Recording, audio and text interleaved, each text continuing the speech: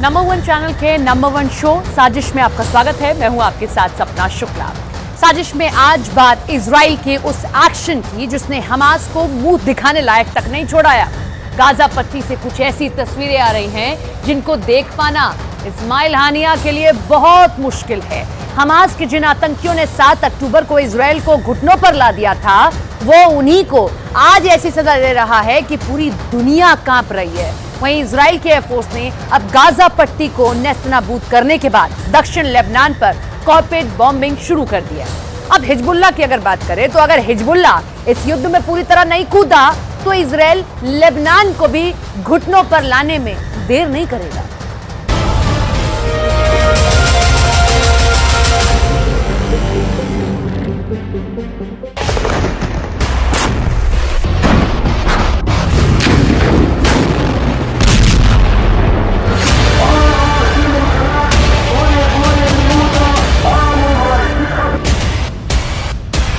Israel इंतकाम की आग में जल रहा है।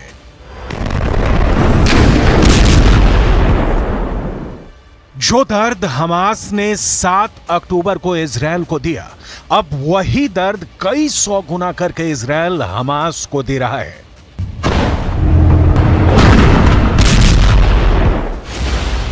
गाजा पट्टी से बेहद खतरनाक और दिल दहला देने वाली तस्वीर सामने आने लगी है। अब तक तो आपने सिर्फ यही देखा होगा कि गाजा पट्टी के अंदर इमारतें टूट रही हैं, लोग अपनी जान बचाने के लिए भाग रहे हैं, लेकिन पहली बार गाजा पट्टी से आत्मसमर्पण की तस्वीरें सामने आ रही हैं। आत्मसमर्पण की तस्वीर बहुत हृदय विदारक और बेचैन करने वाली है।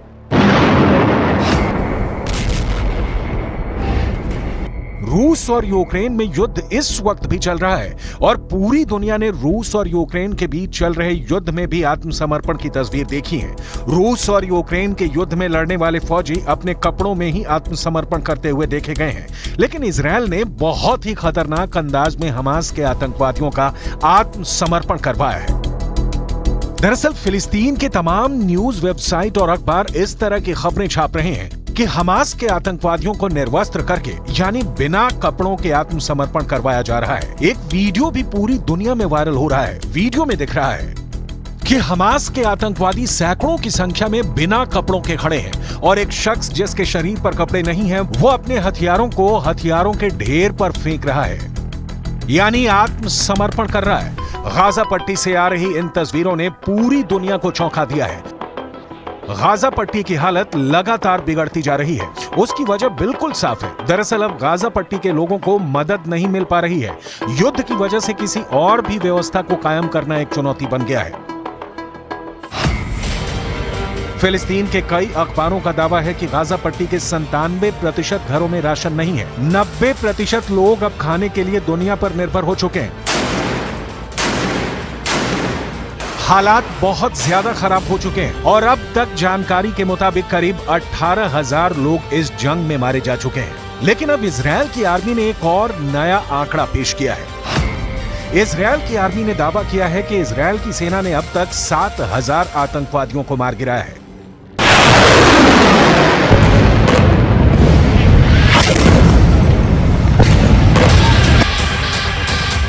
7 अक्टूबर को जब इजराइल के अंदर आतंकवादी हमला हुआ था, उस वक्त भी करीब 3,000 हमास के आतंकवादी इजराइल में घुस गए थे। इनमें से बड़ी संख्या में आतंकवादी भागने में सफल रहे, लेकिन करीब 1,000 आतंकवादी 7 अक्टूबर के बाद इजराइल के अंदर इजराइल की सेना के पलटवार में भी मारे गए थे।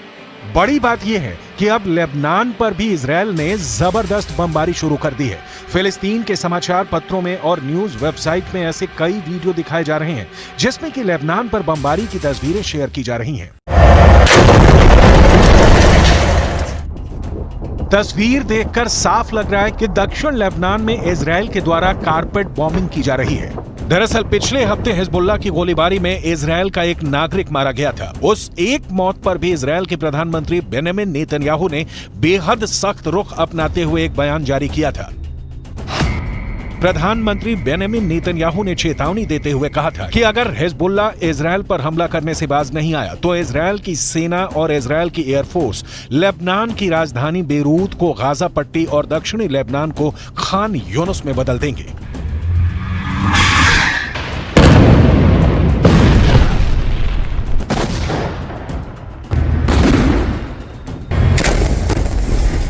इस धमकी के बाद अब दक्षिणी लेबनान में भी कारपेट बॉम्बिंग शुरू हो चुकी है, जो इस बात का संकेत है कि युद्ध लगातार भड़कता जा रहा है।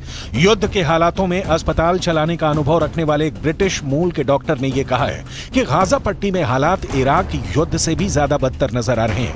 उन्होंने इसकी तुलना एक सुनामी से की है। Even the wars in Iraq and Syria and Yemen that I've been involved in, this is the difference between this one and those ones is the difference between a flood and a tsunami. The size, the intensity, the ferocity, the fact that the destruction of the health sector was central to the war effort. Every aspect of this war was just magnified. दूसरी तरफ अब Israel और Hamas की जंग तीसरे महीने में प्रवेश कर चुकी है और इस तीसरे महीने में भी इजरायल फिलिस्तीन के लोगों को राहत देने के लिए जरा भी तैयार नहीं है। पहले इजरायल ने उत्तर गाजा के पूरे इलाके पर जबरदस्त बमबारी की है और अब इजरायल दक्षिणी गाजा में भी रफा क्रॉसिंग और खान यूनुस पर भयंकर बमबारी कर रहा है।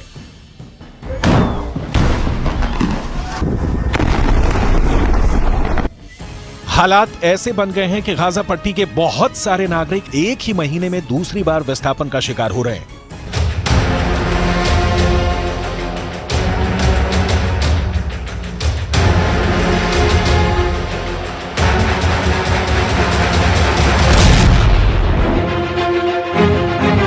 लेकिन इससे भी ज्यादा खतरनाक कहानियां गाजा पट्टी के वो लोग सुन रहे हैं जो इजरायल की आर्मी की हिरासत में रहे।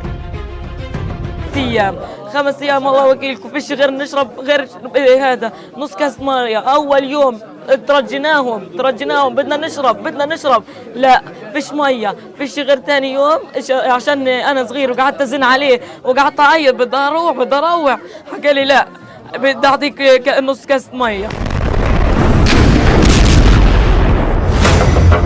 इजरायल के एक बड़े अखबार ने कुछ बेहद आपत्तिजनक तस्वीरें प्रकाशित की थी। इन तस्वीरों में दिखाया गया था कि फिलिस्तीन के लोगों को निर्वस्त्र करके यानी बिना कपड़ों के खुले मैदान में बैठा दिया गया है। यहां तक कि कुछ ऐसी तस्वीरें भी सामने आई जिसमें कि सड़कों पर गाजा पट्टी के लोगों को निर्वस्त्र करके बिठाया गया था। अब इजरायल का दावा है कि ये लोग हमास के आतंकवादी हैं, जबकि फिलिस्तीन के अखबार दावा कर रहे हैं कि ये लोग आम नागरिक हैं।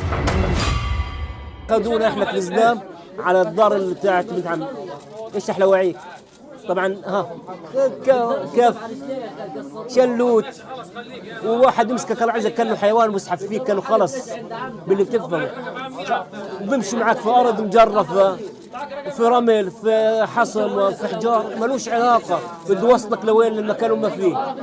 بعد هيك بحطك في رمل وبعد هيك انا اقول لك كممونا انا حسيت انه حنقتلونا لو سامع في هذا. بعد هيك اخذونا على مكان انا سامع في تحقيق بعد هيك في ناس اخذوهم وين ودوهم الله اعلم. انا اخذوني في منطقه كنت انا 10 تنفار فيها نفس الشغله. طبعا هذا هي مرابط البلاستيك 4-5 كل يوم صباح علقه لاي واحد خبط في البطن في الصفحه وين مكان دق اصراخ. تحقيقهم افظع تحقيق في حياتي قبل افظع تحقيق اليهود للامانه مجرمين.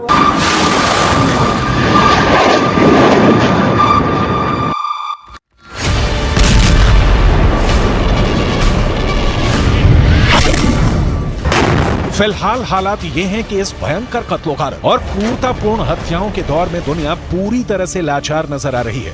संयुक्त राष्ट्र सुरक्षा परिषद में एक प्रस्ताव लाया गया और उस प्रस्ताव में किसी भी तरह गाजा के युद्ध को रोकने की मांग की गई, लेकिन अमेरिका ने अपने वीटो के माध्यम से युद्ध रोकने के प्रस्ताव को खारिज कर दिया। इस पर इजरायल के प्रधानमंत्री बेंजामिन नेतन्याहू ने एक बयान दिया। उन्होंने कहा कि अमेरिका ने युद्ध खत्म करने के प्रस्ताव को खारिज करने के लिए वीटो का इस्तेमाल कर सही फैसला किया है।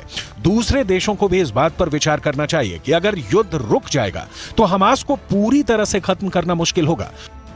दूसरी तरफ दुनिया एक और संकट में घिरती भी नजर आ रही है। यमन का चरमपंथी संगठन हूथी, जिसका कि यमन के एक बड़े इलाके पर कब्जा भी है, अब लगातार उग्र होता जा रहा है। हूथी अब लाल सागर को जाम करने की योजना बना रहा है। दुनिया के इस नक्शे को देखिए, इसमें लाल सागर की लोकेशन बेहद अहम है। दरअसल लाल सागर से यूरोप के देश के लोग पानी के जहाज से व्यापार के लिए निकलते हैं। अगर लाल सागर का रास्ता बंद कर दिया गया तो ये युद्ध और तनाव भड़काने वाली एक और बड़ी वजह बन सकती है। इससे पहले भी हूती संगठन ने अपनी ताकत को समंदर में उस वक्त दिखाया था जब उसने पानी के एक जहाज पर बहुत आसानी से अपने लड़ाकों के माध्यम से कब्जा कर लिया था। लेकिन अब हूती की यह धमकी है कि इजरायल ही नहीं, अगर दूसरे भी किसी देश का पानी का जहाज लाल सागर से होकर गुजरेगा तो वो उस पर कब्जा कर सकते हैं और लाल सागर का रास्ता रोक सकते हैं। धमकियों ने ब्रिटेन, फ्रांस और अमेरिका जैसे देशों की चिंता को बढ़ा दिया।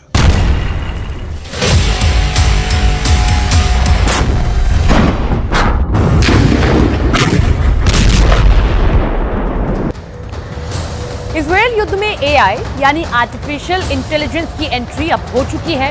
इजरायल ने हमास के खिलाफ एआई सिस्टम लॉन्च कर दिया है। इस सिस्टम से हमले और तेज होंगे, साथ ही इजरायल के सैनिक की जान जाने की संभावना भी ना के बराबर हो जाएगी। एआई सिस्टम इतना पावरफुल है कि इससे इजरायल युद्ध की दशा और दिशा दोनों बदल जाएंगे।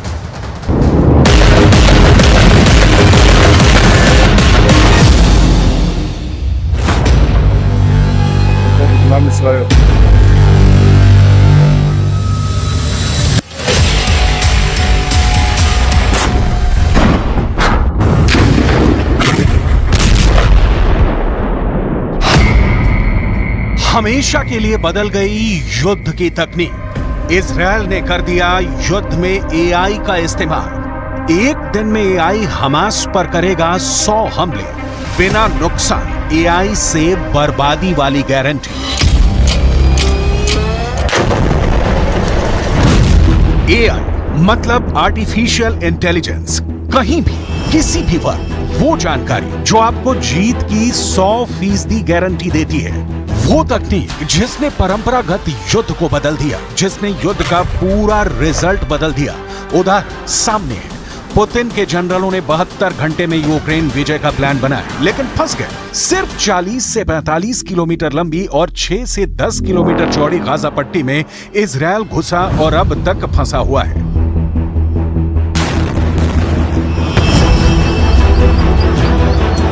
कागज और जमीन दोनों पर रूस यूक्रेन से और इजरायल हमास के बीच शक्ति की कोई तुलना नहीं है। रूस और इजरायल दुनिया के सबसे उन्नत तकनीक के हथियारों का प्रोडक्शन करने वाले देश हैं, लेकिन फिर भी फंसे हुए हैं। क्यों? क्योंकि युद्ध की दशा बदल गई है।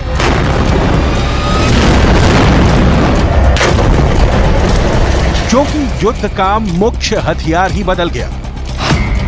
युद्ध में आर्टिफिशियल इंटेलिजेंस की एंट्री हो गई।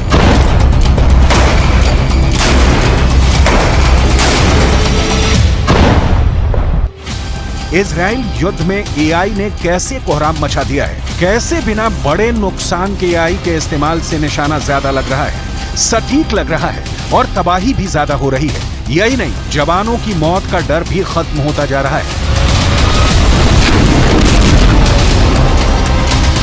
इतिहास में इजरायल युद्ध एआई के इस्तेमाल के लिए याद किया जाएगा। एआई के इस्तेमाल से क्या फायदा हो रहा है और भविष्य में कैसे यह संकट बन सकता है, दोनों पक्षों को विस्तार में समझेंगे, क्योंकि आर्टिफिशियल इंटेलिजेंस एक ऐसी तकनीक है जो अब भी विकास की अवस्था में है।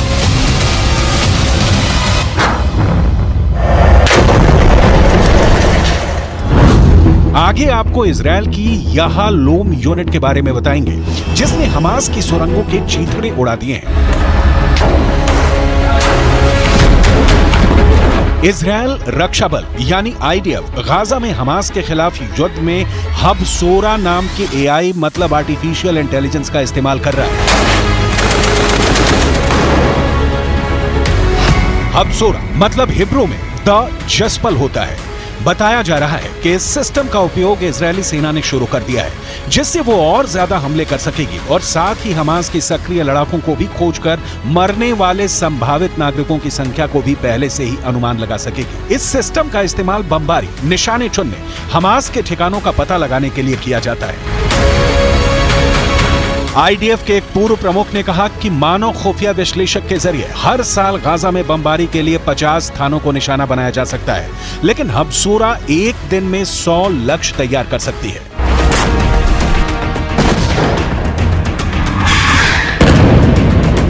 एआई में युद्ध के चरित्र को नया रूप देने की क्षमता है, लेकिन ये याद रखना बहुत जरूरी है कि इसका इस्तेमाल सिर्फ दुश्मन के खिलाफ नहीं, पूरी मानवता के खिलाफ भी हो सकता है। ये अत्याधुनिक तकनीक की मशीनें मिसाइलों से भी ज्यादा खतरनाक साबित होती हैं अगर इनका निशाना चूक जाए। इन तकनीकों के इस्तेमाल के पहले बहुत सावधानी बरतनी जरूरी होती है।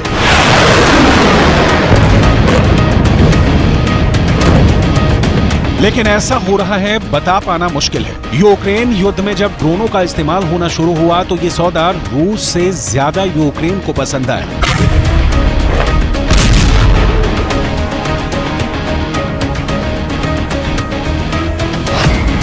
एक ड्रोन की कीमत ज्यादा से ज्यादा 50,000 या 1 लाख होगी, जबकि एक मिसाइल की कीमत कम से कम 50 लाख से 1 करोड़ होगी। अब ये बेहद सस्ते ड्रोनों को मारने के लिए बेहद कीमती मिसाइलों का इस्तेमाल करना पड़े तो सोचिए क्या भाव पड़ेगा। तकनीक ने युद्ध को आसान बना दिया है और घातक, खतरनाक और ज्यादा तबाही वाला बना दिया है। इसके कुछ फायदों को देखिए, इसके बाद दिखाएंगे कि इसका नुकसान किस लेवल का हो सकता है। एआई सैनिकों को अधिक कुशल बना सकती है, इससे युद्ध की गति तेज हो जाती है।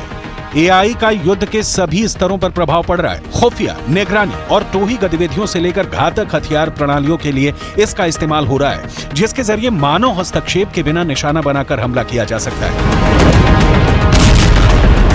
आईडीएफ की हबसोरा प्रणाली भी इसी तरह काम करती है। आपने नोटिस किया होगा कि 7 अक्टूबर के बाद से इजरायली सेना की मौत की अब तक कितनी खबरें आई हैं। इजरायल बिल्कुल सावधानी से बिना जवानों को खोए जंग जीतना चाहता है और इसके लिए उसके पास विकल्प है तकनीक।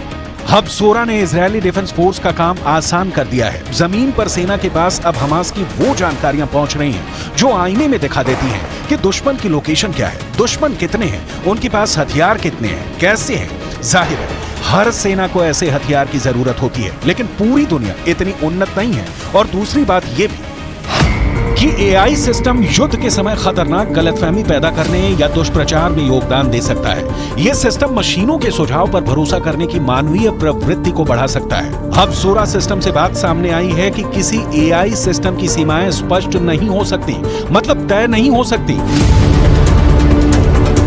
इसलिए एआई का उपयोग इस आधार पर उचित है कि यह बड़ी मात्रा में डेटा की व्याख्या कर सकता है, इसे रिफॉर्म यानी संशोधित कर सकता है। लेकिन युद्ध में जहां सीमा तय होती है, वहां सीमा नहीं समझने वाले हथियार का इस्तेमाल बहुत बहुत बहुत खतरनाक हो जाता है।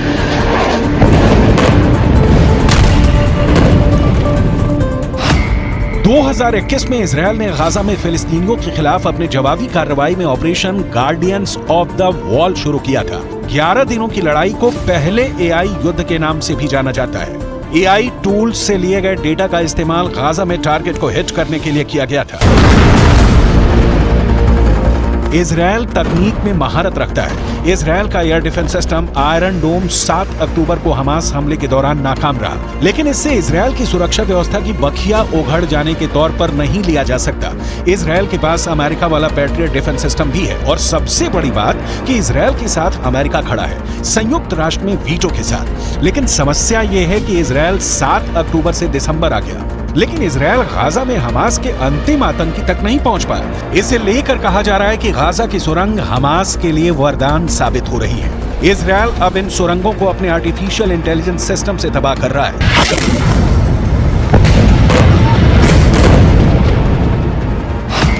हमास ने गाजा में जमीन के अंदर कई सुरंगें बनाई हैं। इन सुरंगों को इजरायल मेट्रो कहता है। इजरायल ने दावा किया था कि उसने अल शिफा अस्पताल के नीचे हमास की सुरंगें खोजी हैं। इन सुरंगों का जाल पूरे गाजा में करीब 500 किलोमीटर में फैला है, लिहाजा इसे हमेशा के लिए नष्ट करने का काम आसान नहीं है। एआई के साथ ही इजरायल ने हमास की सुरंगों को मिट्टी में मिलाने के लिए अपनी याहलोम यूनिट को तैनात किया है। याहलोम यूनिट हमास की सुरंगों को खोज रही है और उन्हें नष्ट कर रही है। हिब्रू भाषा में याहलोम शब्द का अर्थ हीरा होता है। इस नाम से ही यह यूनिट अपनी विशेषता बताती है। इस यूनिट की स्थापना 1995 में हुई थी। 2014 के गाजा युद्ध के बाद इजरायल ने इस यूनिट को बढ़ाकर लगभग 2 गुना कर दिया है, जिसे इजरायली ऑपरेशन प्रोटेक्टिव एज के रूप में जाना जाता है। याहलोम ने ऑपरेशन प्रोटेक्टिव एज में अहम भूमिका निभाई है। इजरायल का अस्तित्व उसके डिफेंस सिस्टम यानी सुरक्षा तंत्र पर टिका है। आयरन डोम को 7 अक्टूबर को हमास ने कंफ्यूज कर दिया था और 1400 लोगों की मौत हो गई, लेकिन उसका नतीजा पूरा फिलिस्तीन भुगत रहा है। अब तक 17,000 से ज्यादा फिलिस्तीनी मारे गए हैं। इनमें महिलाएं हैं, बच्चे हैं, जो जाहिर तौर पर हमास जैसे संगठन के सदस्य नहीं थे। हमास के पास तो ज्यादा से ज्यादा 30 से 40 हजार लड़ाके होने का अनुमान लगाया जाता है। मतलब इजरायल एआई का सीमित तौर पर इस्तेमाल कर इजरायल ईरान जैसे बड़े देशों को मैसेज दे रहा है कि उससे पंगा नहीं ले, वरना ईरान के पास कामिकाजे जैसे घातक ड्रोन है। तो इजरायल के पास आर्टिफिशियल इंटेलिजेंस वाला इनपुट है, जिसका इस्तेमाल इजरायल बिना सैनिकों को तेहरान भेजे तेल अवीव में बैठे बैठे कर सकता है। इजरायल के पास आधुनिक हथियार भी हैं और तेज खुफिया एजेंटों का जाल भी मौजूद है। इस खुफिया जानकारी के आधार पर इजरायली डिफेंस फोर्स 7 अक्टूबर के मास्टरमाइंड याह्या सिनवार की तलाश खान यूनुस में कर रही है। जिन सुरंगों को खत्म करने के लिए इजरायल ने अपनी यालोम यूनिट को तैनात किया है, उन सुरंगों में से ही एक में छिपा बैठा है Yahya Sinwar. IDF Khan Yunus में लगातार छापेमारी कर रही है। इजरायल के रक्षा मंत्री योव गैलेंट ने कहा है कि इजरायली सेना याह्या सिनवार को ढूंढ कर मार डालेगी। टाइम्स ऑफ इजरायल के मुताबिक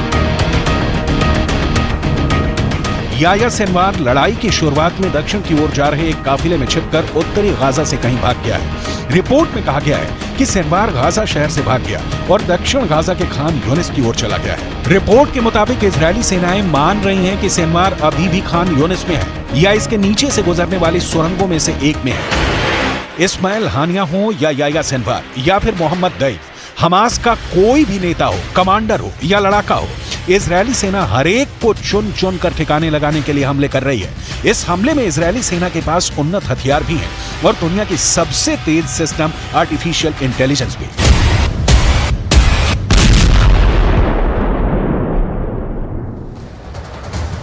चीन के नेता और बड़े बड़े मंत्री बहुत बड़े खतरे में पड़ गए हैं। अमेरिका और ब्रिटेन के मीडिया ने दावा किया कि चीन के पूर्व विदेश मंत्री किन गैंग को जान से मार दिया गया। चीन के पूर्व विदेश मंत्री 6 महीने से गायब थे। हैरत इस बात पर है कि ऐसे कई केसेस चीन के राष्ट्रपति शी जिनपिंग घिरते हुए नजर आ रहे हैं।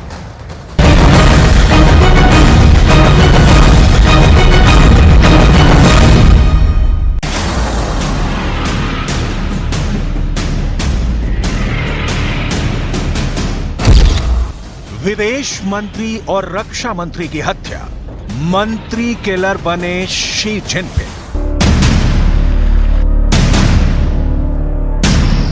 क्या 70 साल के शी जिनपिंग अपने मंत्रियों और जनरलों के किलर बन चुके हैं?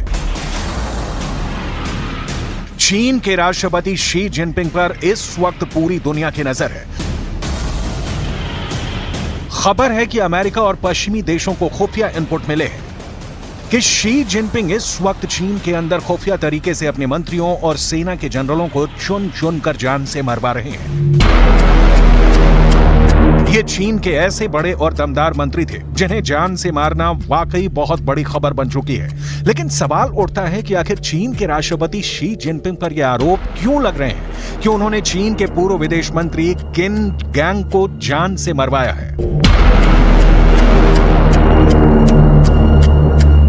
सवाल यह भी है कि चीन को ऐसी जरूरत क्या पड़ी है कि उसने अपने देश के पूर्व रक्षा मंत्री ली शांगफू और कई टॉप जनरलों को खुफिया तरीके से मरवा दिया है। क्या चीन अमेरिका और यूरोपीय देशों की किसी गहरी साजिश का शिकार हो चुका है या फिर रूस ने चीन को कुछ ऐसे खुफिया इनपुट दिए हैं जो चीन में CIA की गहरी जासूसी और एजेंटों से जुड़े हैं? क्या ऐसा संभव है कि चीन के मंत्री और सेना के जनरल अमेरिका और ब्रिटेन के जासूस और खुफिया एजेंट बन चुके हैं? इन हर सवालों का जवाब हम आपको आगे देंगे, लेकिन पहले ये जान लीजिए कि चीन के पूर्व विदेश मंत्री किन गैंग को जान से मारने का दावा क्यों किया जा रहा है।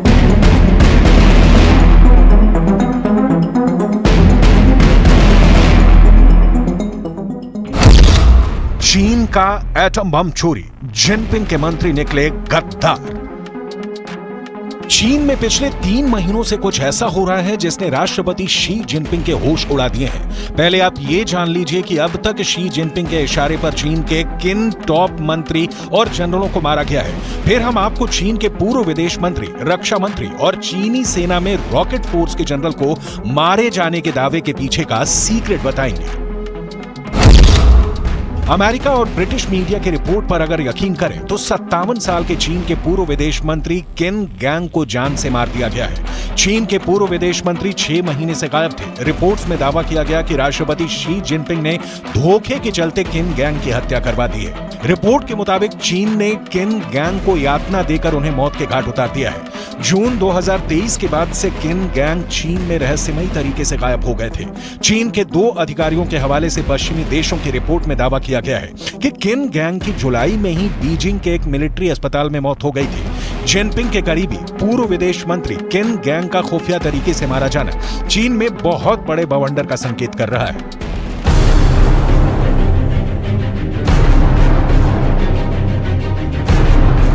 अब आप ये भी जान लीजिए कि शी जिनपिंग के इशारे पर चीन में और कौन से बड़े मंत्री और जनरल मारे गए हैं।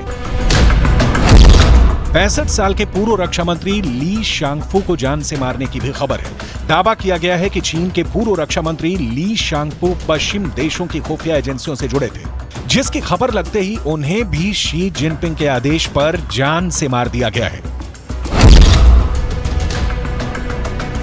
अब सवाल उठता है कि चीन के राष्ट्रपति शी जिनपिंग ने पूर्व विदेश मंत्री और पूर्व मंत्री को जान से क्यों मरवाया है, जरा ये भी जान लीजिए। विदेश मंत्री और रक्षा मंत्री की हत्या, मंत्री किलर बने शी जिनपिंग। दुनिया के ताकतवर देशों में शामिल चीन ने इस साल की शुरुआत में विदेश मंत्री किन गैंग और पूर्व रक्षा मंत्री ली शांगफू को उनके पद से बर्खास्त कर दिया था। चीन के दोनों टॉप मंत्रियों को क्यों जान से मारा गया है, इसके पीछे ऐसी वजह बताई गई है जिसे आप सुनकर हैरान रह जाएंगे। अमेरिका और ब्रिटिश मीडिया के दावों के मुताबिक चीन के पूर्व विदेश मंत्री किन गैंग और पूर्व रक्षा मंत्री ली शांगफू पर आरोप था कि इन्होंने अमेरिका को चीन के न्यूक्लियर सीक्रेट बेचे हैं, जिसके चलते इनकी हत्या की गई है। अब सवाल उठता है कि चीन के 2 टॉप मंत्री अमेरिका से जुड़े हैं, इसकी खबर शी जिनपिंग को किसने दी, जरा ये भी जान लीजिए। चीन का एटम बम चोरी, जिनपिंग के मंत्री निकले गद्दार।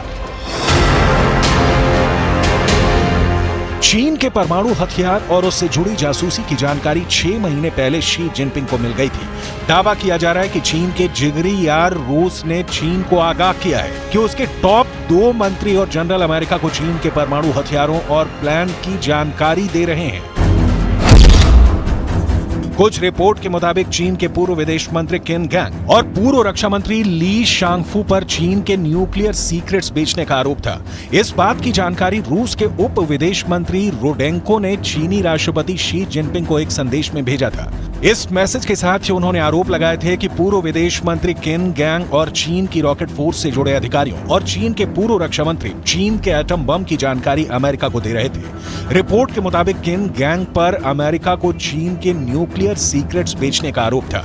चीन के अधिकारियों के हवाले से रिपोर्ट में दावा किया गया है कि किन गैंग के साथ पूर्व रक्षा मंत्री ली शांगफू जुड़े थे। यहां तक कि चीन की रॉकेट फोर्स के कमांडर लिू युचाओ इस घोटाले में शामिल थे। चीन की रॉकेट फोर्स ही चीन के न्यूक्लियर प्रोग्राम के लिए जिम्मेदार है। इसलिए शी जिनपिंग के इशारे पर पूर्व विदेश मंत्री किन गैंग और पूर्व रक्षा मंत्री ली शांगफू को जान से मार दिया गया है, जबकि चीन की रॉकेट फोर्स के जनरल कमांडर लिू युचाओ हफ्तों से गायब बताए जा रहे हैं। खबरें तो यहां तक आ रही हैं कि चीनी सेना के कई टॉप जनरलों को भी जिनपिंग ने गायब करवा दिया है। अभी ये पता नहीं चला है कि वो जिंदा हैं या मारे गए हैं।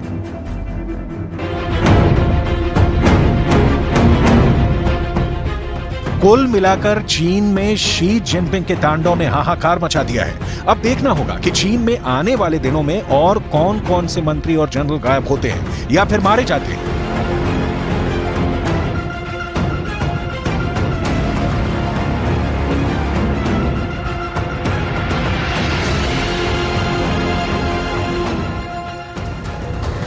सुखदेव गोगामेडी मर्डर केस में गिरफ्तार दोनों आरोपियों ने ऐसे खुलासे किए कि पुलिस के होश फाख्ता हो गए। दावा किया जा रहा है कि सुखदेव की हत्या में 8 से ज्यादा मास्टरमाइंड हैं, जिन्होंने मिलकर हत्या को अंजाम दिया। इस मर्डर के बाद इन्वेस्टिगेशन ऐसे मोड़ पर अटक गई है जहां कई बड़े नाम सामने आ सकते हैं।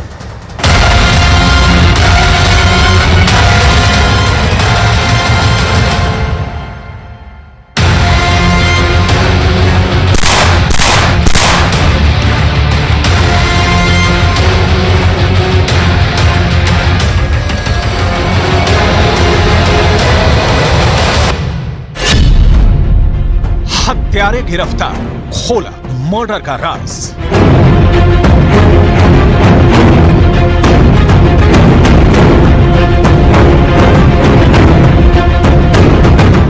दिसंबर 2023 को सुखदेव को 9 गोलियां मारी गई और उनकी मौत हो गई। सीसीटीवी में कैद 2 हत्यारों के अलावा सुखदेव हत्याकांड में कितने लोग शामिल हैं, इसका खुलासा होना शुरू हो चुका है।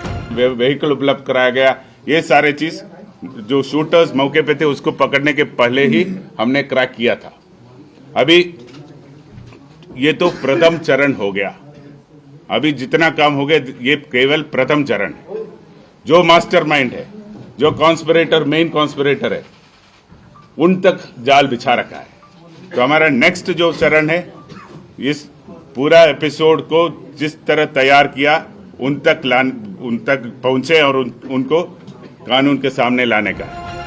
जयपुर और दिल्ली पुलिस के ज्वाइंट ऑपरेशन में पकड़े गए हत्यारों से जो इनपुट मिले हैं, उसने सुखदेव सिंह गोगामेड़ी के मर्डर को सुलझाने की बजाय उलझा दिया है। पहले आप ये जान लीजिए कि अभी तक जो हत्या के आरोपियों से जानकारी मिली है, उस हिसाब से कितने लोग सुखदेव मर्डर की प्लानिंग और हत्या में शामिल हैं। इसकी पूरी जानकारी हम आपको देंगे, लेकिन पहले आप ये जान लीजिए कि हत्या के आरोप और हत्यारों की मदद करने के आरोप में कौन आरोपी गिरफ्तार हुए।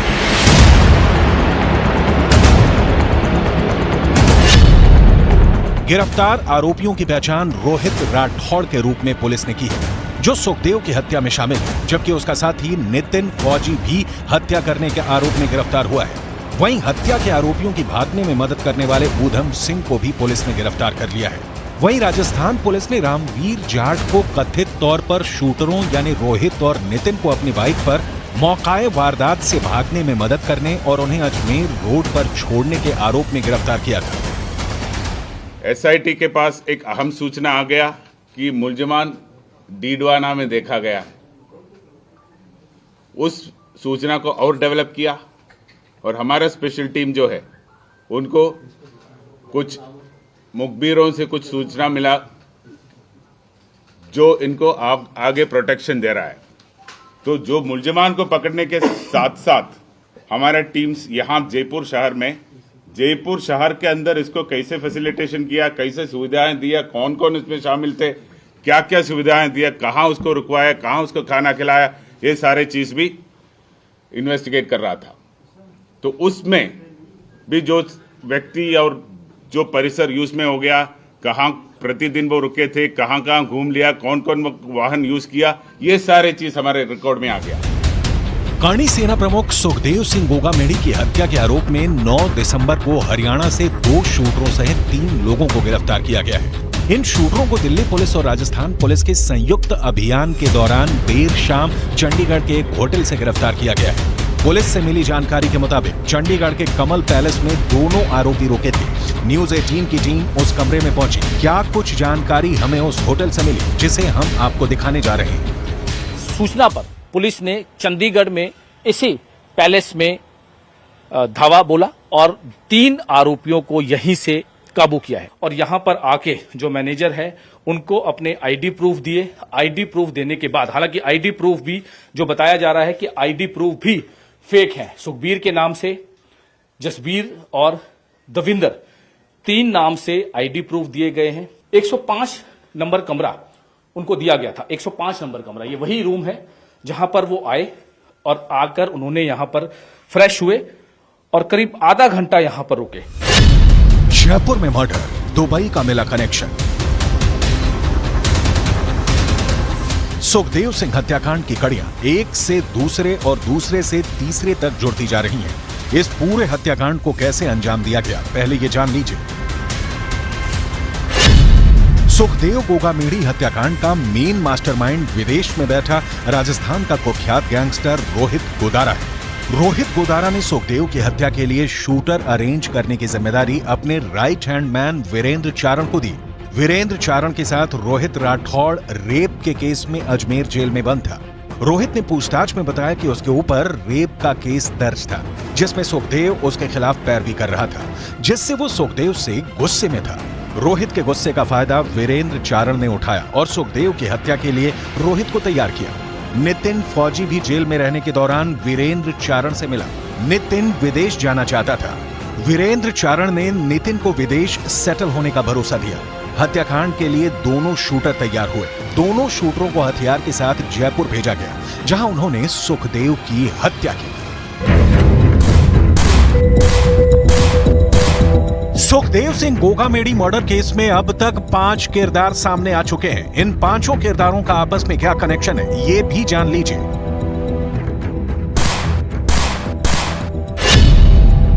5 दिसंबर को सुखदेव सिंह गोगामेडी की हत्या जिस वक्त हुई, उस वक्त कमरे में कितने शूटर थे और कितने हत्या के मास्टरमाइंड, जरा इसे समझ लें। सीसीटीवी फुटेज में साफ देखा जा सकता है कि सुखदेव सिंह पर रोहित राठौड़ और नितिन फौजी ने ताबड़तोड़ फायरिंग की। उस वक्त तीसरा शूटर भी मौके पर मौजूद था। पुलिस के मुताबिक वो शूटर था नवीन शेखावत, जिसने सुखदेव सिंह के घर की 10 दिन पहले रेकी की थी। नवीन शेखावत ही वो तीसरा शूटर था जिसे सुखदेव सिंह पर गोली चलानी थी, लेकिन नवीन मौके पर ही मारा गया। इसके अलावा हत्या और भागने में मदद करने वाले 2 लोगों ने हत्या के आरोपियों की मदद की थी, जिनका नाम है ऊधम सिंह और रामवीर चाल।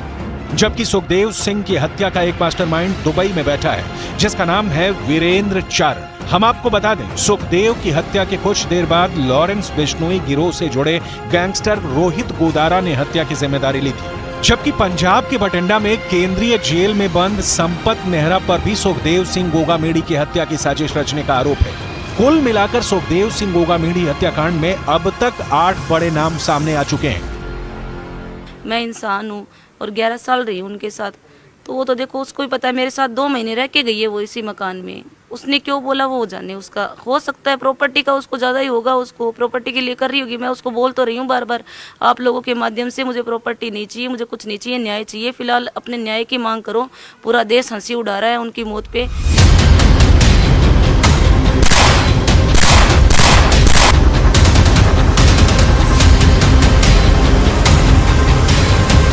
सुखदेव सिंह के मर्डर के लिए 2 नहीं बल्कि 3 शूटर मौके पर मौजूद थे, जिसमें तीसरा शूटर नवीन शेखावत मौके पर ही मारा गया।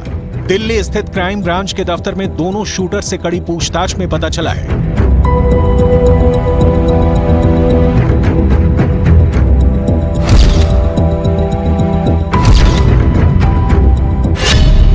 गोगामेडी की हत्या की साजिश उनके मर्डर से करीब 1 हफ्ते पहले रची गई थी। मृतक नवीन शेखावत ने पूरी रेकी की थी। शूटर्स ने बड़ा खुलासा करते हुए बताया कि नवीन शेखावत भी उनके साथ इस हत्या की साजिश में शामिल था। नवीन शेखावत को गोली इसलिए मारी गई क्योंकि फायरिंग के वक्त वो डर गया था और हमें फायरिंग करने से रोकने की कोशिश कर रहा था। इसी दौरान हालात कुछ ऐसे बन गए कि नवीन शेखावत को गोली मारनी पड़ गई। मौके से जो बरामद किया, जो स्कॉर्पियो वाहन जिसमें वो हत्यारे आए थे, उसके बारे में भी हम जांच पड़ताल किया, उससे भी कुछ क्लूज मिला। ये सारे मिला के हमें एक डायरेक्शन मिल गया कि किस तरफ कैसे गया है। तो हमारे सारे टीमें 5 तारीख से ही इन मुलजिमान को दस्तयाब करने का कार्य में लगे हुए थे। शूटर गोगामेडी की हत्या के बाद रोहित गोदारा के करीबी सहयोगी वीरेंद्र चारण के साथ लगातार संपर्क में थे, जिसका नाम कई आपराधिक मामलों में भी था। शूटरों की हालिया लोकेशन का पता उनके मोबाइल फोन से लगाया गया, क्योंकि वो भागने के दौरान वीरेंद्र चारण को कॉल कर रहे थे। शूटरों ने पुलिस को बताया है कि वो पहले ट्रेन से हिसार गए और फिर ऊधम सिंह के साथ मनाली गए। वो 1 दिन के लिए मंडी में भी रुके। मंडी से तीनों लोग चंडीगढ़ आए, जहां उन्हें पकड़ लिया गया। 8 तारीख को हमें स्पष्ट उनका लोकेशन के बारे में रियल टाइम का सूचना मिल गया और उसके फलस्वरूप कल 9 तारीख को जो 2 शूटर्स थे और उनको जो व्यवस्था करा रहा था, लॉजिस्टिकल असिस्टेंस दे रहा था, उनको हम चंडीगढ़ सेक्टर 22 में एक होटल के बाहर से दस्तयाब किया और उनको अभी राजस्थान लाया गया है और उनको आगे का पूछताछ किया जाएगा। सुखदेव सिंह गोगामेढ़ी की दोनों पत्नियों की तस्वीरें साथ साथ देखिए। पहली तस्वीर में सुखदेव सिंह की दूसरी पत्नी शीला शेखावत है, जबकि दूसरी तस्वीर में सुखदेव की तीसरी पत्नी सपना सोनी है।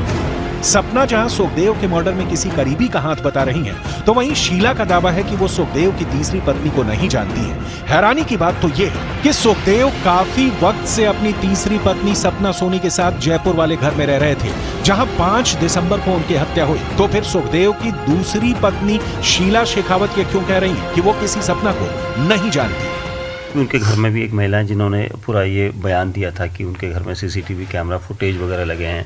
आप जानते हैं वहाँ पर किसी को? नहीं सर, ऐसी तो कोई महिला मैंने तो नहीं सुनी और ना ही कोई थी। सपना जी को जानते हैं आप वहाँ पर? नहीं सर, मैं नहीं जानती। प्रॉपर्टी का तो मुझे पता नहीं है अभी किसके नाम है। शकुंतला जी के नाम पर है? हाँ, बताया जा रहा है कि शकुंतला जी के नाम पे। मुझे बताते थे ऐसे कि अभी तो सब कुछ शकुंतला के नाम ही है। कुल मिलाकर सुखदेव मर्डर केस में अभी और भी बहुत से खुलासे हो सकते हैं। अब देखना होगा कि हत्या के आरोपी और क्या क्या राज उगलते हैं।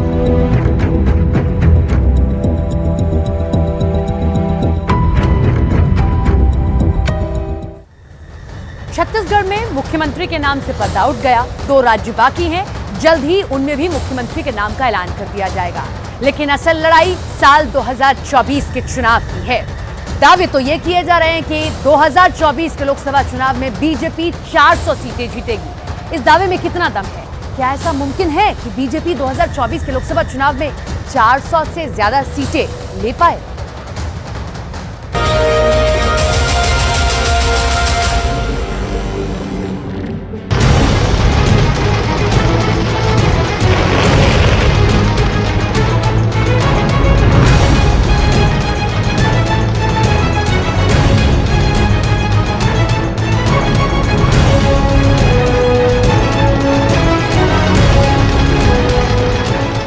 राजस्थान पलट गया, मध्य प्रदेश पलट गया, छत्तीसगढ़ पलट गया, वहां आदिवासी सीएम चुना, और अब क्या पलटेगी बीजेपी की किस्मत? क्या 2019 और अब 2024 भी बीजेपी का होगा, मोदी का होगा? क्या 15 साल तक बीजेपी भारत पर लगातार राज करके सभी रिकॉर्ड तोड़ देगी? इस बहुत बड़े मुकाबले के लिए बीजेपी 3 सूबों में विधानसभा चुनाव वाला टेस्ट पास कर चुकी है। जमीन से जुड़े नेताओं को सीएम बनाया जा रहा है। क्या तीनों राज्यों में बीजेपी 3 गुना कमाल करके दिखाएगी?